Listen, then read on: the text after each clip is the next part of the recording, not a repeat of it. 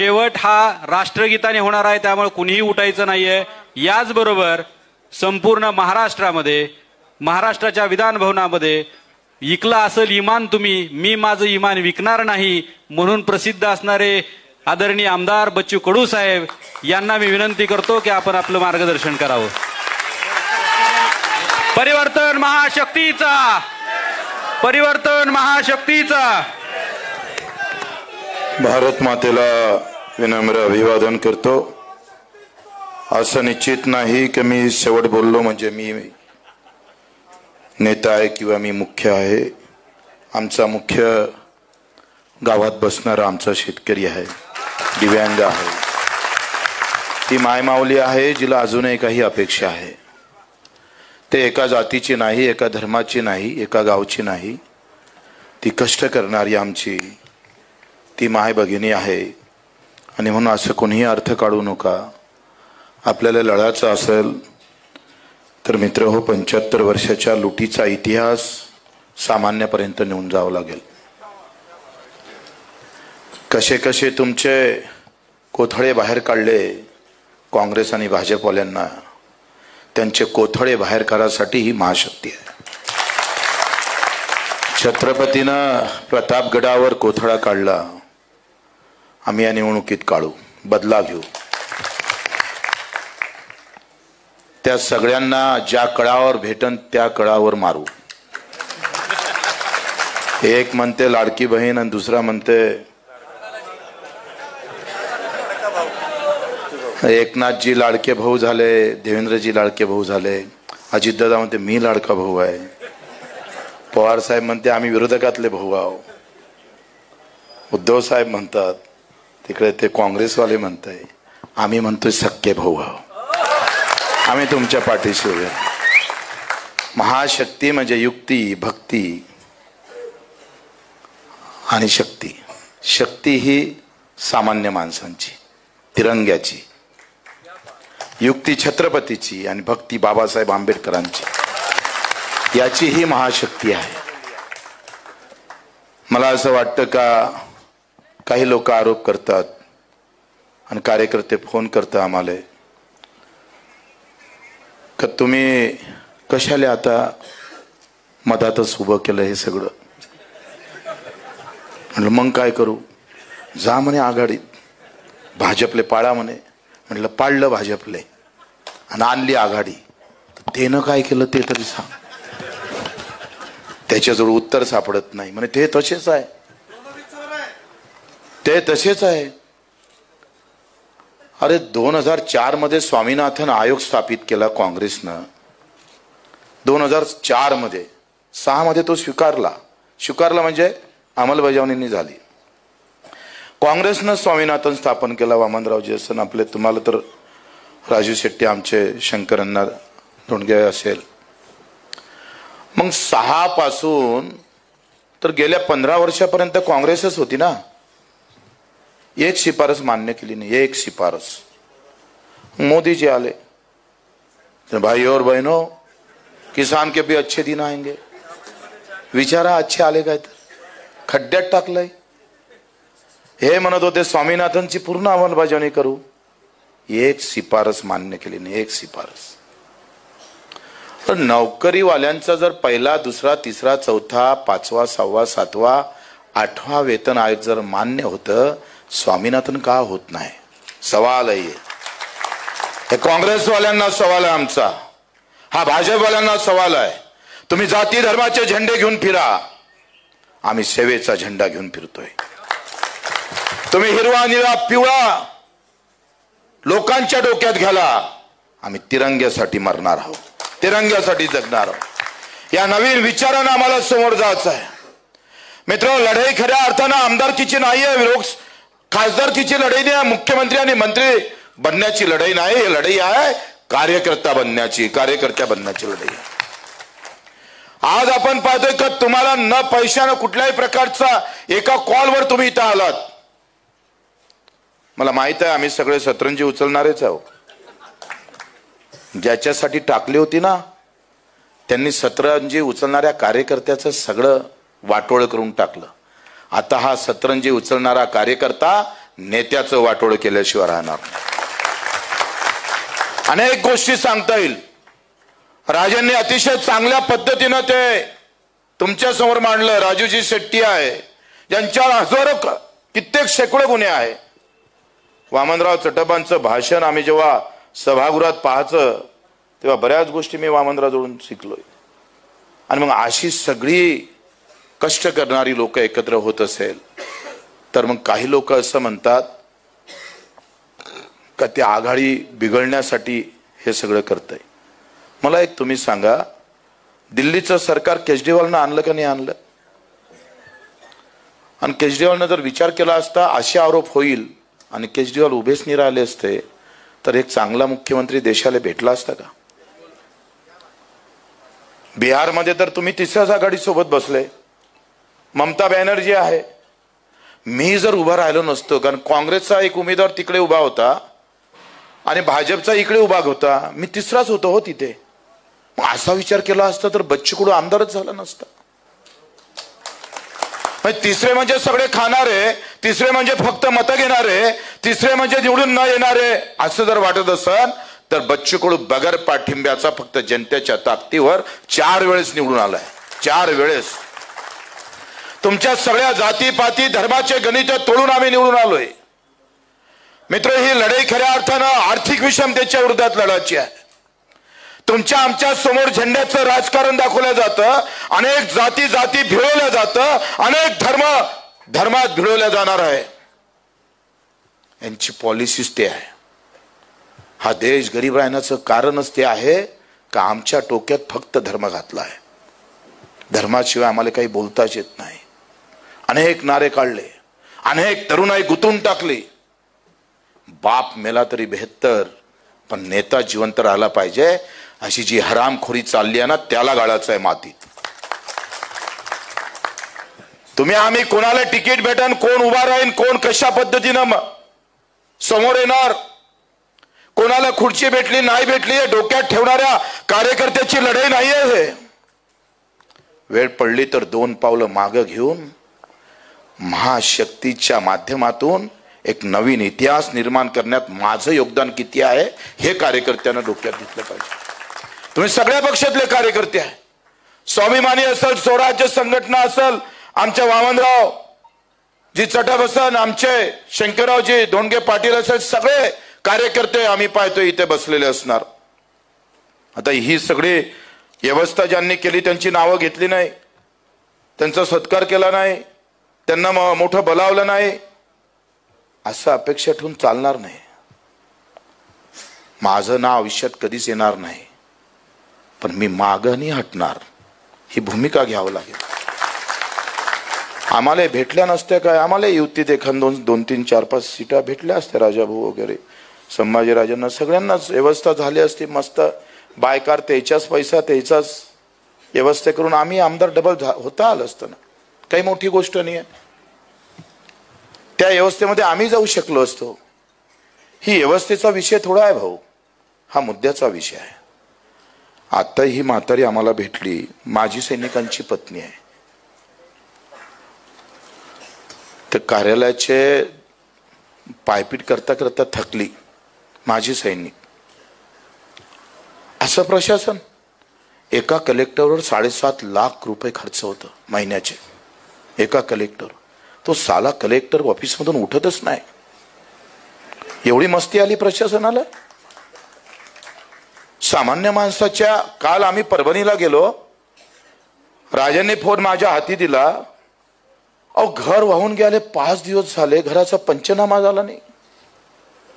आदित्य ठाकरे येऊन गेले, तर कोणतरी त्यांचे पालकमंत्री येऊन गेले, आणि नदीच्या काठावरचं घर मात्र तसंच वाट बघत राहिलंय मदतीचं. मित्र, ही लढाई अत्यंत या सगळ्या व्यवस्थेच्या विरोधात लढाई आम्हाला उभी करायची आहे. हे मान सन्मानाची लढाई नाही आहे, लक्षात घ्या. कठीण आहे, फार सोपंही नाही. असं नाही भाषणं दिले म्हणजे लोक फटाफट आपल्याकडे येईन असं नाही आहे. कारण व्यवस्था अशी करून ठेवली का जातीपातीत लोक गुंतून ठेवलेले आहे, आणि प्रचंड पैशाची ताकद खर्च होणार आहे. प्रचंड पैसा वाहन अशी व्यवस्था. एक एक मतदारसंघ 100 करोडच्या वरती खर्च होण्याची शक्यता आहे. त्याच्यात छत्रपती सारखे काही मावळे आम्ही जमा करून एक इधर आदिलशाही, दूसरे जब निजामशाही और बाद में कुतुबशाही और फिर मोगलशाही, या अशा सगळ्या शाहीच्या विरोधात ज्याला घालायला पॅन्टही नसल, ज्याच्या घरी जेवायची अवस्था नसल, ज्यानं कधी विचार आम्ही पाहतोय का या सगळ्या व्यवस्थेमध्ये मी लढू शकेल, अशा प्रकारची हिंमत नाही. कुठल्याही प्रकारची आम्ही पाहतोय तशी व्यवस्था नसताना सुद्धा 50-50 लाखाच्या फौजेच्या विरोधात हा महाराष्ट्र देशात उभा राहिला आणि अख्ख्या हिंदुस्थानाला गवसणी घातला. तो छत्रपतीच्या युक्तीनं, त्या विचारानं आम्हाला समोर जावं लागणार आहे. 7 मावळे उभे राहतय आणि 7 मावळेच्या विरोधात अगदी आम्ही पाहतोय 100 किलोमीटर आदिलशाहीची फौज 20 लाखाची असते. हे जे घाणेरडे राजकारण करतंय ते सांगतोय तिसरे म्हणजे असे आहे, तिसरे म्हणजे तसे नाही. आम्ही छत्रपतीचे भक्त आहोत. आम्ही बाबासाहेबांच्या विचारानं चालणारे लोक आहोत. तुम्हाला आम्हाला या विचारानं हे सगळं प्रतिउत्तर आम्ही पाहतोय. बोंबलून द्यायची गरज नाही, मतदानातून द्यावं लागेल. ज्या दिवशी मतदानातून उत्तर देईल, आम्ही सांगितलं पाहिजे का सोयाबीनचे भावाची शिफारस या राज्यानं 7,000 रुपये पर क्विंटल मागे केली होती, मग 5,000 रुपये केंद्र सरकारनं जाहीर का केले? लिहून ठेवा बोर्ड भीतीवर, ज्यानं भाव दिला नाही त्याला आमचं मत नाही, बिलकुल भेटणार नाही. एका क्विंटल मागे 2,000 रुपयाच्या तफावत आहे. राज्य सरकार असं म्हणतंय का 7,000 रुपये भाव भेटल्याशिवाय 15% नफा भेटत नाही, आणि केंद्र सरकार मात्र 5,000 रुपये भाव डिक्लेअर करत असेल तर घाट्या सोयाबीन विकावं लागतं. कोणाच्या थोबाडीत माराची? काँग्रेसच्या राज्यात होतं तरी काय दुसरं? हेच होतं ना. धर्म जातीच्या लढाईमध्ये आपण पाहतोय काँग्रेसला वाटते का मुस्लिम आणि दलित आमच्या सोबत आहे आणि भाजपाला वाटते हिंदू आमच्या सोबत आहे. आम्ही सांगतोय किसान और मजदूर हमारे के साथ है.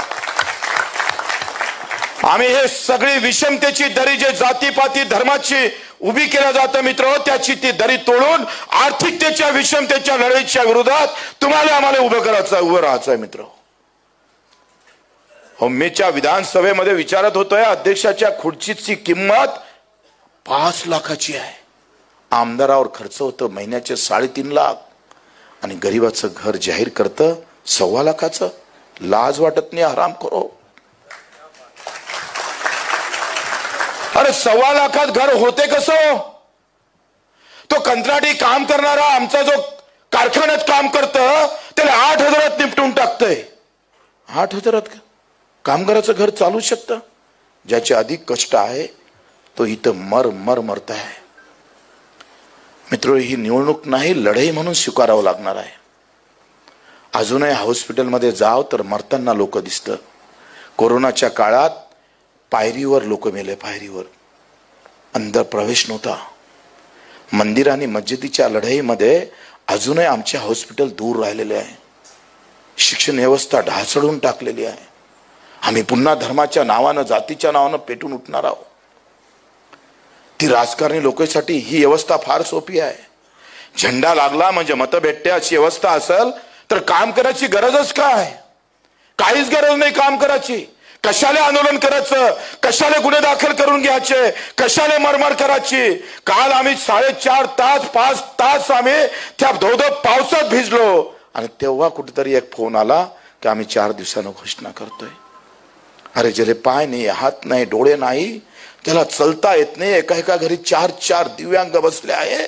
75व्या वर्षामध्ये अजूनही सरकार त्याच्याजवळ जाऊ का शकत नाही? हा विचार आहे. गरीब राहिला आणि श्रीमंत झालेला आहे.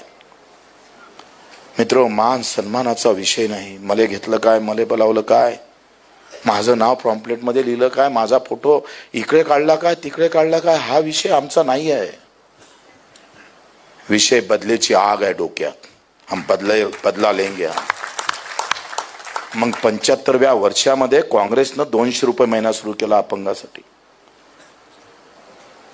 आणि ते वाढवासाठी काँग्रेसले 10 वर्ष लागले. मग भांडलो आम्ही, 600 झालंय, 600 रुपये. मी एक उदाहरण सांगतोय. व्यवस्था, बजट का ढांचा नहीं बदल रहा है. बजेटचा ढांचा तसाच आहे. बजेटमध्ये तुम्ही कुठं आहे, शेतकरी कुठं आहे, मजूर कुठं आहे, दिव्यांग कुठं आहे, विधवा बहिणी कुठं आहे, काम करणारी, भांडे घासणारी आमची महिला कुठं आहे, तो एसटीत चालवणारा ड्रायव्हर कुठं आहे. काय अवस्था हो, काय विषमता आहे बघा. आमदाराच्या गाडीवर आणि कलेक्टरच्या गाडीवर गाडी घेऊन चालवणाऱ्या ड्रायव्हरला 70,000 रुपये महिना आणि 100 लोक घेऊन जाणाऱ्या एसटी मालकाला, एसटी चालवणाऱ्याला फक्त 12,000 रुपये महिना. लड़ाई नहीं लड़ाची, तोड़ डालेंगे साले को, खींच लेंगे साले को.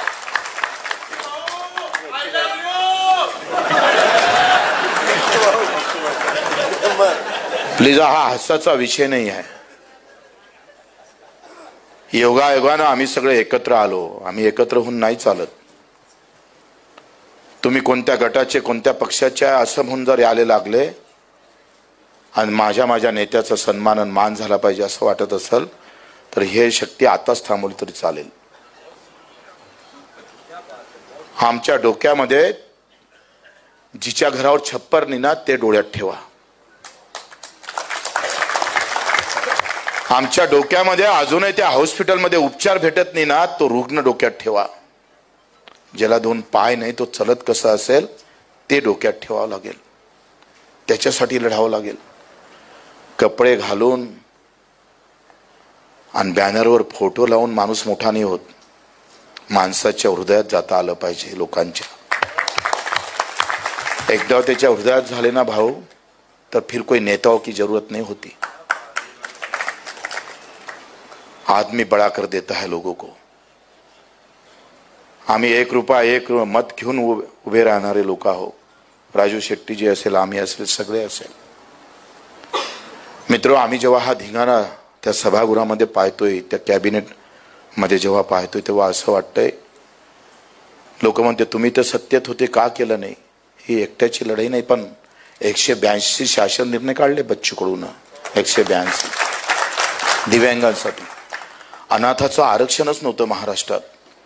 ज्याला आई नाही, वडील नाही, बाप नाही, धर्म नाही, गाव नाही, काही पता नाही, त्यालाच आरक्षण नव्हतं महाराष्ट्रात. लढलो आम्ही, प्रचंड मेहनत घेतली. किती मत आहे हो अनाथांचे पुऱ्या महाराष्ट्रात? 2 ते 3 हजार मतं. प्रश्न मताचा नाही आहे, आशीर्वादाचा आहे. आशीर्वाद घेता आले. मतासाठी उभ्या राहणाऱ्या पार्ट्या भरपूर आहे मित्र, पण आशीर्वाद घेणारं संघटन आता मजबूत झालं पाहिजे. युक्ती, शक्ती, भक्ती आणि याच्यातून महाशक्ती खऱ्या अर्थानं जनता जनार्दनाची उभी राहिली पाहिजे. इथून जाताना तुम्ही हा विचार घेऊन जा, रोखठोक जा, छाती फुगून जा की आता हे परिवर्तन येणार आहे. ज्यांनी सत्ता भोगली आणि अजून आलटून पलटून भोगले त्याचा आता बदला घ्यायला आम्ही उभं राहतो आहे. तुम्हाला दिशाभूल करण्याचा प्रयत्न होईल. तुम्हाला भाजपची बी टीम म्हटलं जाईल. कुणाला अधिक काही वेगळ्या प्रकारच्या आमच्यावर आरोप केला जाईल. अनेक गोष्टी घडेल, पण खंबीरपणे उभा असणारा पदाधिकारी, कार्यकर्ता खऱ्या अर्थानं आम्हाला महाराष्ट्रात पाहायचा आहे. आम्ही तुम्हाला वचन देतो सगळे मिळून, सामान्य माणसाशिवाय, कष्टकरी आणि अडचणी असणाऱ्या लोकांशिवाय आमच्या डोक्यात कधी सत्ता जाणार नाही. हे नक्की सांगतोय. सत्ता कधीच जाणार नाही. सत्तेचाच विषय असता तर एखाद्या मोठ्या पार्टीत जाऊन अनेक पद मिळवता आले असते, पण ते आमच्या डोक्यात कधीही शिरणार नाही. हम कट जाएंगे, टूट जाएंगे, लेकिन पीछे नहीं हटने वाले हैं. तुमच्या विचारानं, तुमच्या ताकदीनं आम्ही म्हणजे सर्व काही नाही आहे, तुम्ही म्हणजे सर्व काही आहे. खरी लढाई तर तुम्हालाच लढायची आहे. आम्ही हत्तीवर बसून येऊ, पण पायदळ जे सैनिक असतं ना ते खरं त्या युद्धात कामी येत असतं. हत्तीच्या माणसाची नंतर गरज असतं. पहिले लढना पडता है वो पायदळ वाले को सेना में, त्याला कापाचं असतं खटाखट खटाखट.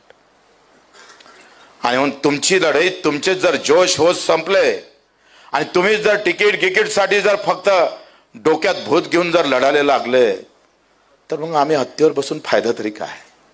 कब तीर चलेगा और कब हम चले जाएंगे पता नहीं लगे रहेगा. आणि म्हणून आपल्या सर्वांना या इतक्या ताकदीनं आपण इथं जमा झालात.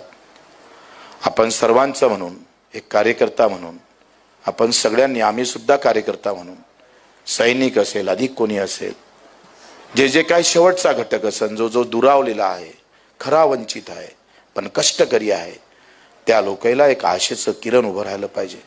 त्यानं गावातून उभं म्हटलं पाहिजे, नाही आता सगळं बाजूला ठेव, फक्त परिवर्तन महाशक्ती, फक्त परिवर्तन महाशक्ती, हा विश्वास निर्माण करावा लागेल. लोक तसंच काही उन्हा मत नाही मारत. मत मारणं एवढं थोडं सोपं आहे हो. मत म्हणजे तुमचे आम्ही, तुम्ही आमचे, एवढं म्हणाले प्रचंड कष्टाची गरज असते. तो त्याचं मत देतोय तुम्हाला, मत देतं म्हणजे तो तुमचा होतोय.